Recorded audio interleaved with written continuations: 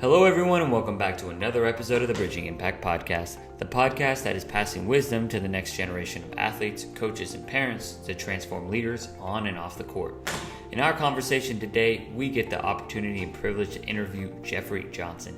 Jeffery is a motivational speaker and also the founder of Crowned Basketball Academy. He is also a basketball trainer. So in our conversation today, I'm not going to lie, this might be one of my favorite conversations I've ever had on the Bridging Impact Podcast. We talk about the importance of physical literacy, how and why to coach basketball or coach sports, and how to really coach and make an impact that it goes well beyond just the sport itself and so much more. So without further ado, let's dive in. Hello and welcome to the Bridging Impact Podcast, Jeff. I am thrilled to have our conversation today, talking some hoops, talking leadership, and talking about how we can impact the next generation of youth. So welcome to the show. Thanks for having me. When I saw the reels on your page, I said, man, this guy gets it.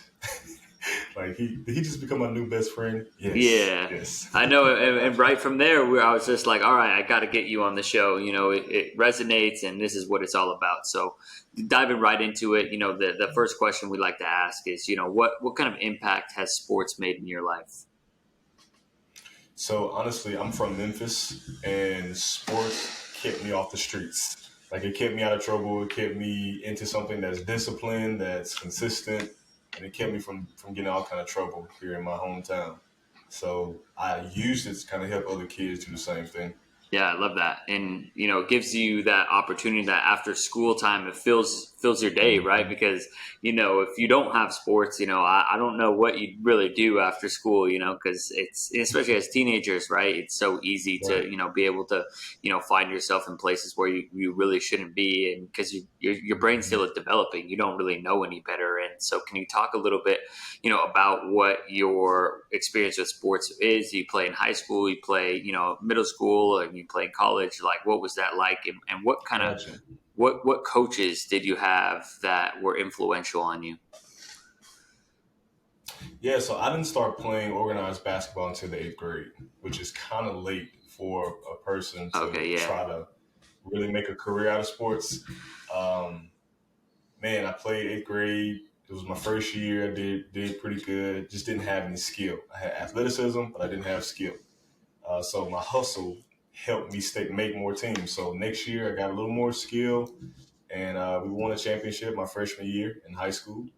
And that propelled me to a pretty decent high school career. I started on varsity for the next 3 years, and I had a couple offers, but I just wasn't really confident in those offers. So I ended up retiring from basketball when I graduated high school and went to a liberal arts school with no sports.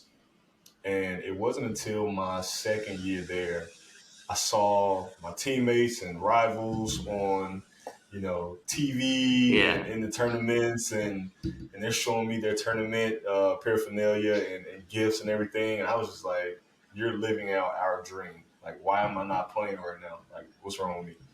And I transferred to Mississippi State, and I tried out, walked on, and man, just the entire world opened up for me. I went to school to be a coach and a teacher already, but when I played, I saw the inside business of college athletics. And when I graduated, I started training. And I thought training was just going to keep me around the sport, like keep me in shape, keep me sharp so that I can try out for pro. And I did not know that I could incorporate all of my teaching education into training, and it just took off when I graduated. So I actually just finally went to Spain to play pro last year, and that's a whole story. We're gonna have to dive into that one. Yeah, it's crazy. That's awesome. I think it's really cool that you didn't let that decision that you made right out of high school that I'm gonna retire affect you forever, right? You're like, all right, maybe, I'm seeing, people that I played with and I think I can still play with them, and that you were able to walk on and have that experience. I'm curious because you talked about, learning about the business of college sports, and I'd love to know a little bit more about what, kind of some of those learnings were like. Yeah. So one of the biggest lessons I had to come face reality with is the coaches, each coach has a certain number of kids that they recruit, and they are primarily focused on that specific group of kids. Even though they're for the whole team, each coach has their own core group of guys that they recruited, which directly is correlated to their job security, right? If their kids are producing, then they have a job, right? I didn't know that then. So I would see certain coaches only grabbing certain players, and it was weird. Like, how come he's not grabbing him and he's not grabbing me? And it was just a weird dynamic. And um, they are investing in those kids, so they expect those kids to produce, right? And as a walk on, my mentality was, dude, go in there and kill everybody on the court and take somebody's spot. But I didn't understand that dynamic. Like, yeah, Jeff, you can do well and earn a spot, but you're not taking his spot, right? Like, that's not quite how it works. You know what I mean? And I ran into some issues with my, I call it cockiness now. Thought I was confident, but it was arrogance. Like, no, if I do well, I deserve his spot. That's not quite the case. So it took some humbling for me to understand that. Like, it's literally business. Like, if these coaches don't do well with these players, then they're not gonna have a job next season. All right. So yeah, yeah. And we actually have one coach who survived like 4 coaching staffs because he's a super like great recruiter, right? Like, his kids like do well, and it just makes sense. You know, it's a money machine. And I went to state with Dak Prescott, and this was before the NIL deals. So I was a year older than him, and he played, and he took us to #1 in the country. And I saw how college athletics can influence the economy of a city, right? It blew my mind. They started, because we went #1, they our freshman enrollment blew up. So everybody wanted to go to Mississippi State when Dak took us to #1 in the country. And they started building apartment complexes and condos specifically because of the enrollment for the freshmen. So the city grew off of what the football program was doing. I said, "Oh my goodness, sports can really impact things, right?" And when I graduated and I had the name Mississippi State behind me now, I saw that people trusted me. It was like branding. Like, people, because I played at that school, that's all they needed to know was, oh, the social proof is there. He played at a certain place. I want my kid to play there, even though they didn't really know who I was, right? It didn't matter. Yeah, So, that's really interesting. I actually came across a video earlier this week that I'm actually sharing on the Bridging Impact page this week. So maybe you'll be able to see it. Is Buzz Williams at Texas A&M, I believe, talking mhm. about that. The game of basketball again is about the business is winning, right? The basketball is the Mhm. game, but the business is winning, kind of like what you're talking Yeah. about. And I kind of knew a little bit about, that, like, if a recruit is technically like an asset in the business, right? And they want that Mhm. asset to, produce wins. But just the way you kind of talked about it kind of has given me an interesting perspective on it. And I'm curious how you use that experience and now teach that to kids, about just the game of basketball. And you also have that experience with European basketball and US basketball. So there's a lot I kind of want to dive in, but Mhm. focusing one question at a time is, Yeah. that experience helped you go and play abroad. And so would you say the biggest difference between, like European and American basketball is? So I think, although we created the sport, Europeans play it a lot better because we focus on individual highlights and individual stats, individual, branding so much, but they focus on the club, the team, because it's so embedded in their communities, right? I played in Valencia, Spain, and they have a pro team. They have a bunch of teams there. Side note, they have multiple leagues, multiple divisions, multiple clubs in the same city. We only have the NCAA, NAIA, JUCO level, and then pro. but they have like 4, 5, 6, 7, 8 levels of pro in their countries, right? So the amount of space or roster spots in the U.S. is so small compared to Europe, right? So let's say a guy like me that played D1 8 years ago, I have a better chance on making a club, second tier club or third tier or fourth tier in a different country than I do with the G League or the NBA here. So that's one of the biggest things. But then two, they focus on movement more than I don't want to say skill, like individual skill. Every person on the roster can do multiple things well, right? So a lot of the offense starts through the big man at the top of the key instead of the point guard, right? So the point guard will bring the ball down, but it's initiated through the big at the top of the key. So the big must know how to do a dribble handoff, must know how to turn a corner and attack the basket, must know how to pass, right? Must know how to catch and shoot. That's what the bigs all have to know, those movements, right? Our bigs are taught primarily low post or flash to the high post. They're not taught to initiate an offense. I was like, man, that is so interesting how the point guard would make a pass to the big at the top of the key and leave, and then the big starts it. He dribbles into a back door or a handoff or a pick and roll. And it's like, wow, like the big has a lot of autonomy with that. You see what I'm saying? But instead over here, it's the guards. So another thing that's interesting is guards play defense 94 feet. 90, you got to pick up. You have to pick up 94 feet. There's no backpedaling to half court. there's none of that. You got to know how to pass. And when Luka Doncic came out and said it's easier to score in the NBA than it is in Europe, he was not joking. It is so tough because everybody is so compact and like shifting and rotating. Like the NBA is so open when you look at it. It's a lot of opportunity for one-on-one in the NBA. You can't even stand in the paint long, and there's certain doubling rules. Like no, like you protect the basket in Europe, and everybody running guns. it's like they have what they call like lead big man, where if you don't get the rebound, you're like rim running. Like that is a huge priority. Like bigs get out and run and try to beat everybody down the floor. That's a shift. And what I was taught here is like the guards get back first, right? The guards are the first to go. No, it's the bigs. It's backwards. Yeah. So everything's different. It is different, man. And of course you got American guys that go over there and can still do really, really well.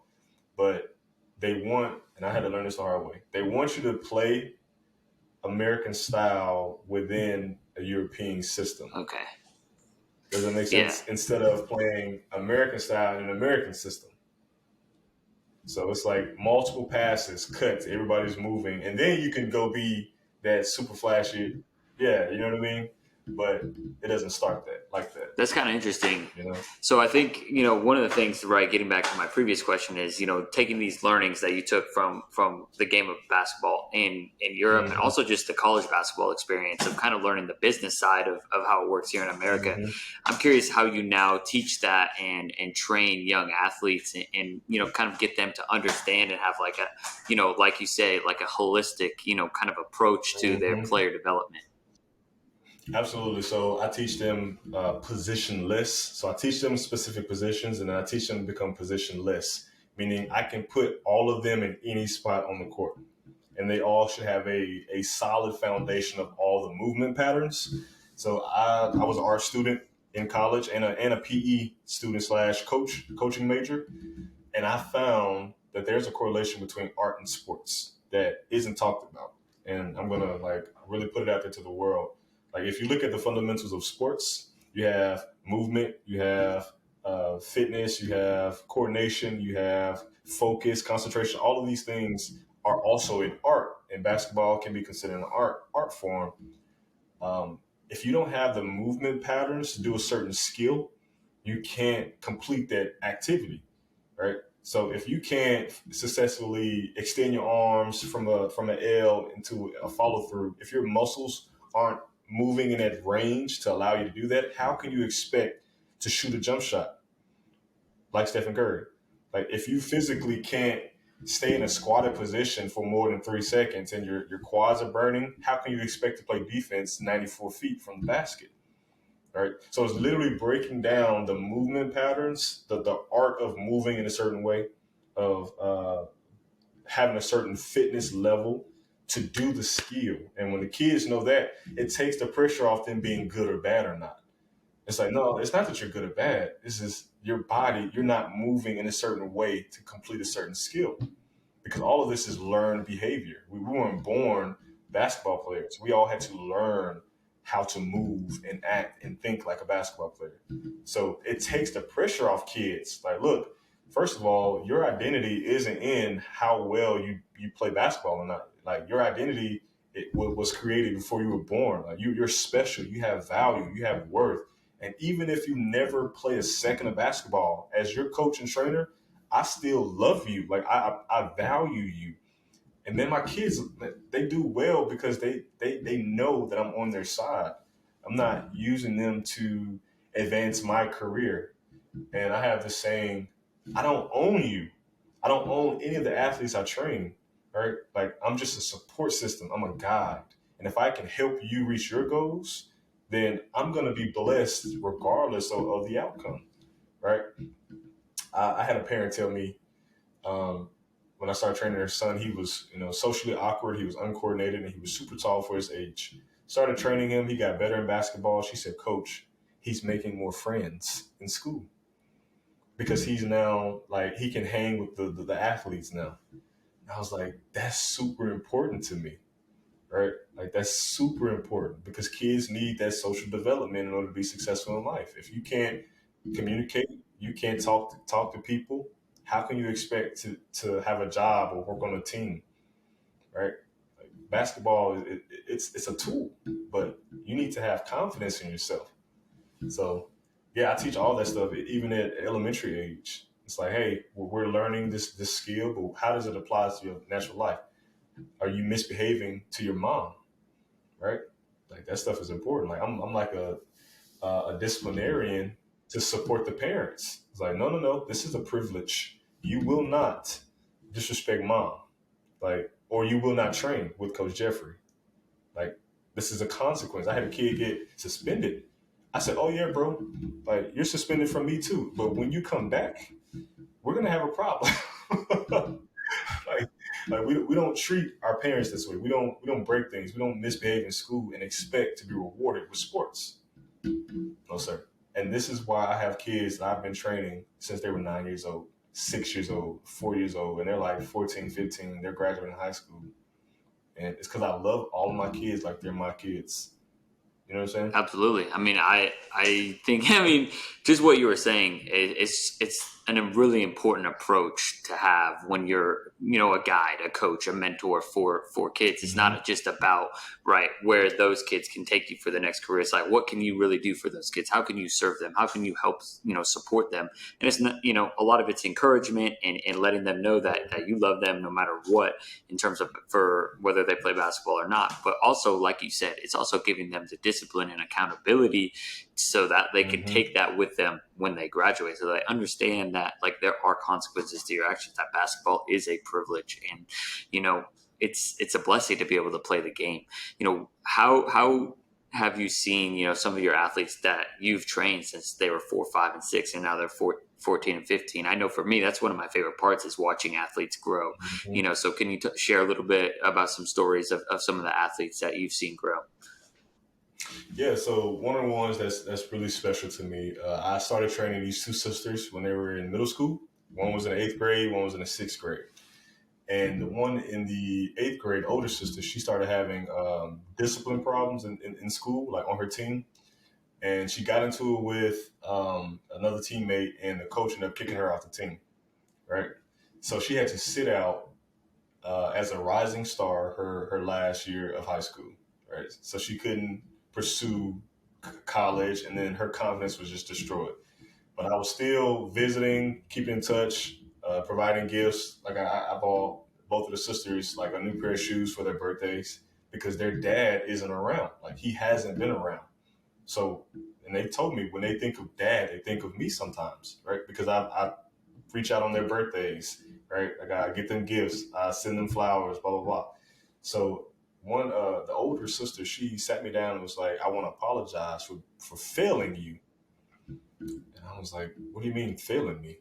She said, "I got kicked off the team and I can't play, and you spent all this time training me, but I didn't do anything with basketball." I said, "You're about to graduate high school. You're about to go to college. You're a sweet person. You care about other people. You're about to pursue a career, and we worked together on to create a short film movie, and you got experience working with me. What did you fail in? like where was the failure again?" So that was really special, and I encouraged her, and she cried. I was like, "Look, I care about you and your future." So that's pretty special. Yeah, no, that's big. That's really important because that's what it's all about. At the end of the day, no Yeah. matter who you are, whether you're Michael Jordan, LeBron James, everyone hangs up their cleats, their shoes Right. eventually. And so those Right. skills, some of us are just blessed to play longer than others and work hard. Mm-hmm. And but at the end of the day, like those lessons that we learn from sports at the young age and an important age, whether we're teenage, elementary, those are the life lessons that kind of stick with us and help us guide us to become who we're supposed to be. And so as coaches, we have that privilege. And I'm curious, kind of to go back on a little bit of what you were talking about earlier on talking about like movements and teaching specific movements. Like as a Mm-hmm. PE teacher, I'm curious, how you help players, with the movement, because I know that for sports is like having a positive relationship with sports and, physical Mm-hmm. movement, like ends up making such a big impact on people later on. So I'm curious, how you kind of teach some of those movements, that are basketball specific. Awesome. So I have a section. I broke my training sessions up into eight fundamental elements, and speed, agility, and quickness is one of those elements. And it's primarily built to focus on coordination. And the coordination, what a lot of parents think I'm trying to help them jump higher or run faster. It's really to help your mind and your body connect, right?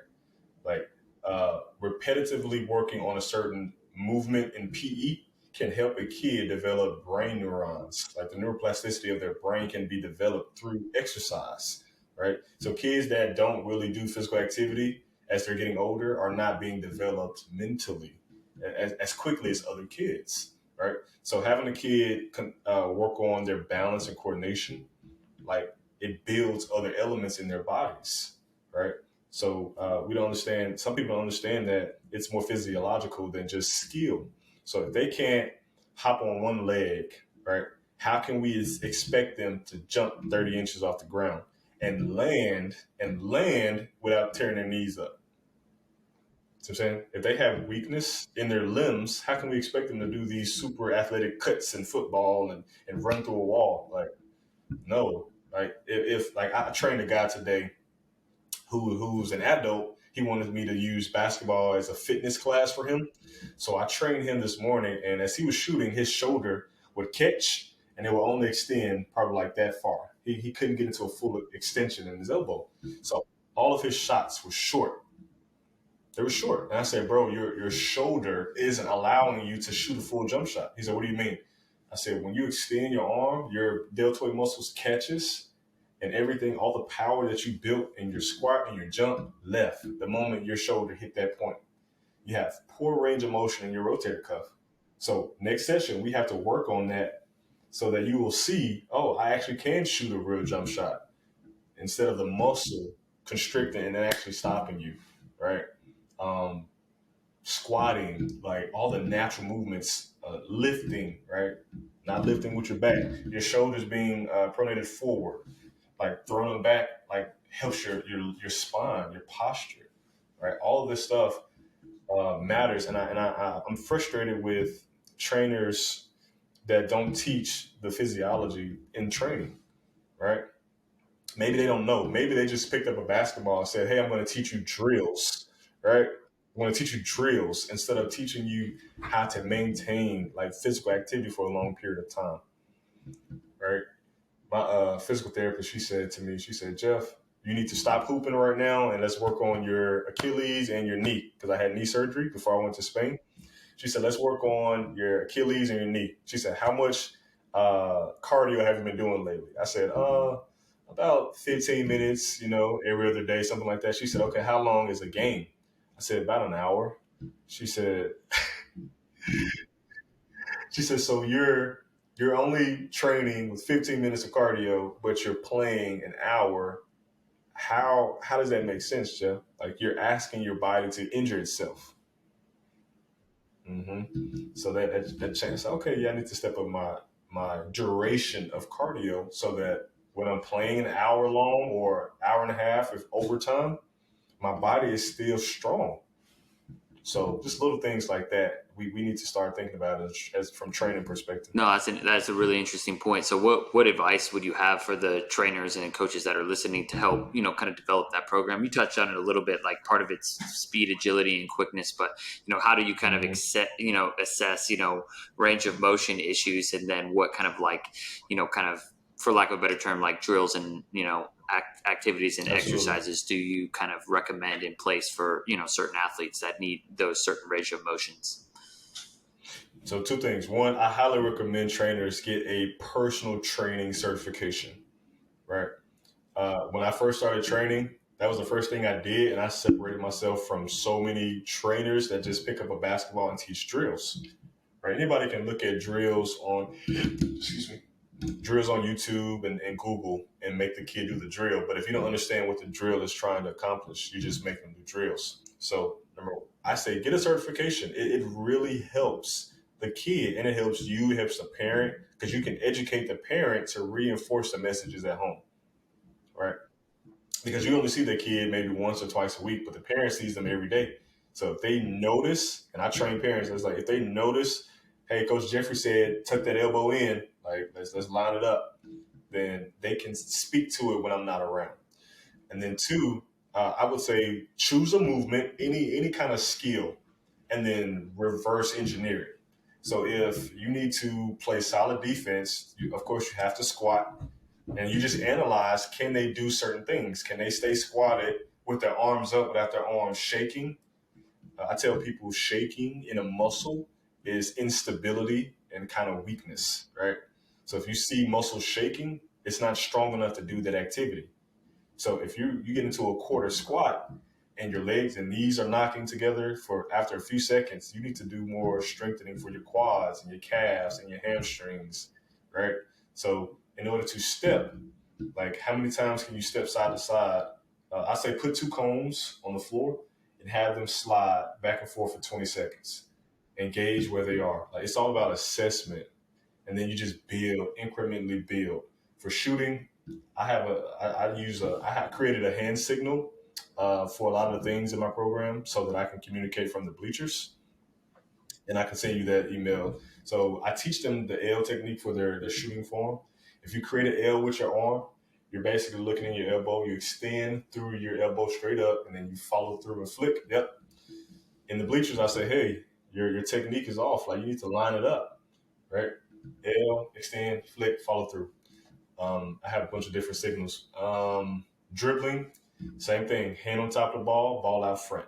Hand on top, ball out front. And when you move, kids need to know that the ball is basically being pushed backwards because you're moving forward. Little things like that, the trainers need to speak to kids. Say, hey, put the ball out front as if you're walking your dog. Right? If you're walking your dog, you're not dragging your dog behind you, right? No, sir. Right. So it's leading. The ball has to lead, and your body catches up to the ball, or it's going to hit your body and you're going to lose it. Right. Mm-hmm. They need to know about angles. Angles are so important in basketball. 45-degree angle. They need to know what 45-degree is. Like you force someone into a 45 to reduce their speed, or they're just going to go right around you. So break them down, like do zigzag drills. I start at the baseline, I zigzag to the free throw line, and then back, right? Just get into that habit. And then closeout drills, sprint and stop. dribbling stationary and then dribbling moving and then making moves stationary, making moves moving. It's all just stacking on top of each other, one after another. And combos are literally just one move stacked on top of another move. So if you can do a crossover and then try behind the back. So do the crossovers until you're confident and then add cross behind. Try it stationary and then try it moving. And then add a defender and then add a finish. That's 4 levels. Stationary, dynamic, which is you by yourself, add a defender and then make it live, game speed. So they have to apply that certain movement and say, hey, no. If you're not doing it right, go back to level 1. Let's stand here. Let's get that down. Okay, now we progress level 2. So that's how I see every skill, whether it's rebounding, working on getting into a squat, being physical, timing the ball off the rim. Physical timing. So if trainers learn to break down that skill, whatever it is, shooting, is start off in front of the rim, like 2 feet in front of the rim, single hand, up and over until you hit it nothing but net consistently, and then step back, and then you add both hands, and then you add a little jump, and then you step back, and then you move into it, and you add defense. Like that's literally how I do every single skill in my training program. No, it's so important. The progressions and the process of like 1, 2, 3, and 4. I think that's something that, last year when I first started training, I don't think I understood. I just understood level 3 and 4, and I wanted to teach that right away. So the first kids I started working with probably, unfortunately, had to bear through that. But, I'm guessing through process and time, you've kind of created your own sort of curriculum. And that's kind of what I'm in the process of is figuring out what is level 1. And level 1 for me, I figured out is honestly teaching things without a basketball. Kind of what you're talking about, like the movement of it instead of just going straight to the basketball. I'm kind of recognizing that, and it's patterned, and a lot of it is kind of that, the physical education, physical literacy, which is something I'm recognizing is really important as I get to work with different athletes all over the city of Los Angeles, because I recognize that those that have more access to better teachers and the clinics, camps, they have better skills and movement. But when I'm working in I get lower income areas that don't have the same access to teachers, they don't have the same motor skills, and those motor skills are huge in basketball. So to that, so what I try to tell parents now is say, hey, your son cannot catch. He can't catch the ball, right? He can't catch with his left hand. He can't throw with his left hand. How do you expect him to be able to dribble? Use your left. He can't catch. So take a tennis ball and work on his hand-eye coordination. Throw it, let him catch it, overhand, underhand, and then throw it so he can run and catch it, and make him dribble with it. And you'll see his skills change. It's not that he don't know how to dribble. He can't catch. It's sometimes that simple, but we have to look past the skill of what that kid is to see what's really going on. Almost like a doctor. They say, hey, yeah, that's a symptom, that's a core issue. Let's go behind the curtain. Yeah, no, 100%. It is about kind of addressing those needs in terms of, what each player needs, specifically that works best for them. And I'm curious, as we kind of entered kind of the fourth quarter of our conversation, I know, you're big on not only just physical movements, but just the mental side of the game and teamwork and communication and leadership. And in 10 years, what do you hope, that a player will remember from your trainings? So it's one thing. So most of my program is like faith-based. So everything I teach is from a biblical perspective. It's not trying to hammer the Bible into kids, but it's telling them who they are before they step on the court. And one of the biblical lessons I like to teach is self-control. If you cannot control yourself, if you have no self-discipline, how can you expect to work with others, control others, help others if you can't even help, control, and work with yourself, right? So self-discipline is huge. Your routine, your commitment level. If you say you're going to do something, you do it, right? Coach Jeffrey doesn't tolerate you going back on your word. Now, if things change, then you communicate that change. And overall, that I just love them. If we only train one session, I love you like you're my child. If we train 30, it doesn't matter. I want you to have a safe space to be yourself and to grow. And you got that when you came into Coach Jeffrey's presence. Like you may experience hell outside of training. You may have a horrible home life, rough school, horrible relationships with your parents. But when you come train with Coach Jeffrey, all of that changes because you have an ally. And if my kids never make a team, they never make pro, never do any of that, they know that they had a great positive experience with somebody that actually cared for them. And my kids typically say those type of things. Yeah, I love that. And that's the commitment that you have made for them. And that's, kind of Right. what we're really about with Bridging Impact, is bridging that impact that you had from, that sports had on you into the next generation, to teach them about self-control, self-discipline, and, all the motor skills and different topics that we touched on today. And, I know as well, when we talked a little bit before, that you also equip, other coaches and trainers to be able to do this themselves. Can you also talk about how you teach, coaches and trainers, to be able to do the same thing? So there was a study done in 1996 that roughly 44 million youth throughout the United States participate in some kind of athletics. And 90% of those coaches that work with those youth don't have coaching or training education. So that's 400, man, that's over 400,000 kids that are just struggling, right? And it's like my philosophy is if I build up enough trainers and coaches to get a piece of what I know, they can help impact certain other kids that I can't reach. So I literally teach everything about my program to people. I believe that, I serve a God of abundance, so I don't have to compete with you for kids. I know there are plenty of kids that need what we all have to offer. So if I can help you reach your audience, then I'm doing my job and those kids are being impacted. You're making a living and we all win. Right? It's not me competing. I'm not competing against any trainer, any coach, any team. Right? I'm competing against the evils that are trying to kill our kids. So if I can help all of you learn what I learn, do what I do, teach how I teach, so you can impact a bunch of people, I'm going to do that, which is why my training facility is a training gym for trainers. So you can either train your kids in your program in my facility, or you can join my team and we train my kids together.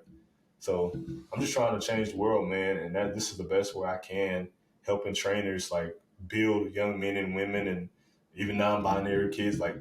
It doesn't matter. Your job as a protector, as an influencer and a leader is to protect and change the lives of these kids using sports.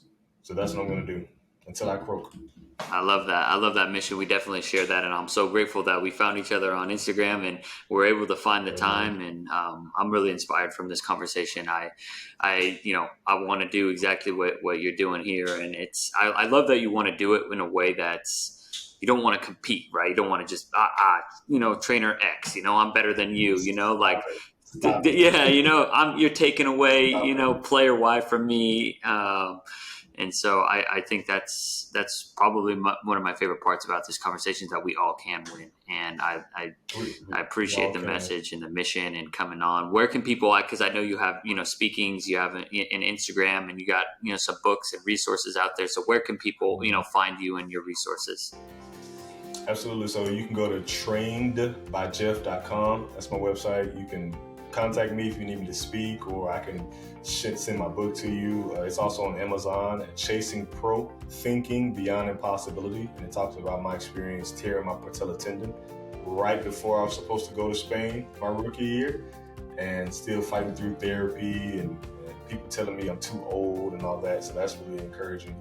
I'm on Instagram at I am just Jeff, J-U-S, Jeff. Just reach out. I'm very open and I love sharing my knowledge. I don't harbor information because I know that you're not me. You don't have my experience, so we can build from each other. We can share. There's so many kids in the world. Let's reach all of them. Let's reach all of them. I love that so much. Thanks so much for your time today, Jeff. Absolutely. Thanks for having me. Thank you for listening to this episode of the Bridging Impact podcast. We'd love it if you would like, subscribe, leave a comment and a review on whatever platform you're on. It's the best way to help us grow. We appreciate you for doing that. We'll shout you out on social media. I'd also love if you connected with me on social media. Let me know your thoughts, and this is why I do it. I want to share knowledge and wisdom from experienced leaders to people like yourself and myself, so we can have this dialogue and move forward, make an impact on the world. So stay tuned, stay subscribed. Cheers.